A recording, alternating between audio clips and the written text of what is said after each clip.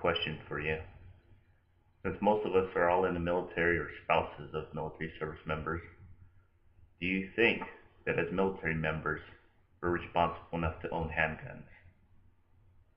The media would portray owners of handguns to be all psychopathic, ready to go off at a moment's notice to shoot up a mall or shoot up a school. But that's quite the contrary. Here in America, we own the most weapons of any place else by private citizens. There's over 270 handguns, rifles owned by American citizens. Yet, we have not the highest homicide rate in the world. Countries like Honduras, Nicaragua, they all lead the world in homicide rates. Here in the United States, it's our Second Amendment right to bear arms.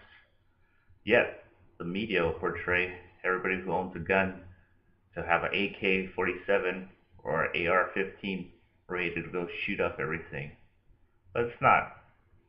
Look at more states with concealed weapon carrying permits. Murder rates are down, robberies are down, sexual assaults are down. In America every year, 200,000 women prevent sexual assaults by carrying handguns. You'd say, wow, how come the media doesn't portray that more often? Maybe there's an agenda by the left-wing side to just demonize people who carry weapons. But most people who carry weapons for protection, sport, or maybe just to collect. For myself, I own several weapons, but I like to go hunting with my friends. I've been a responsible gun owner since I've been a young child. There's courses to take. Not only being in the military, you learn how to handle weapons, but to be a hunter, you have to take a state course, which is all day, a hunter safeties course. Teaches first aid, responsible gun ownership, all types of things.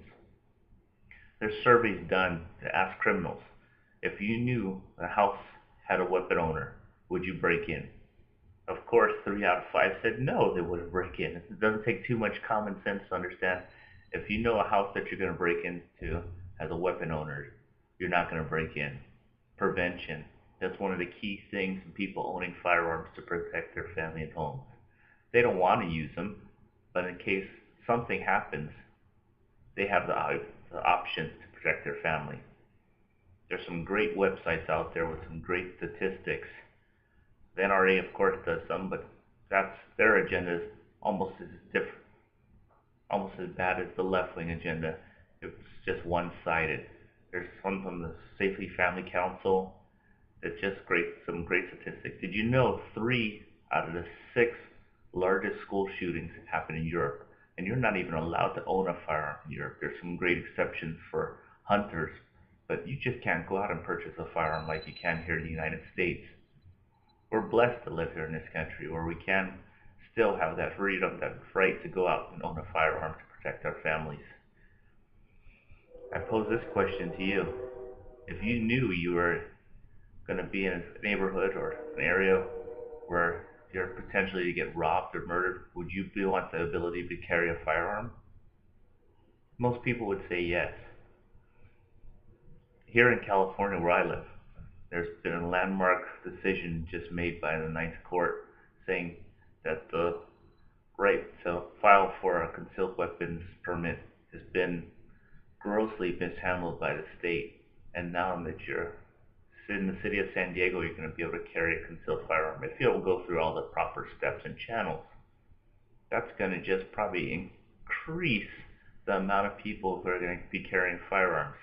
Some people might say this is dangerous, but again, if you go back and look at the statistics, in areas where people are allowed to handle or own or carry firearms, the crime rates are down like 8.5% in one town for murder. Another place is down 8.9% for aggravated assaults and robberies, and down another 6.5% for rapes. It doesn't take a brain scientist to know if you got a chance to getting hurt, you're not going to attack somebody. Think about the Old West.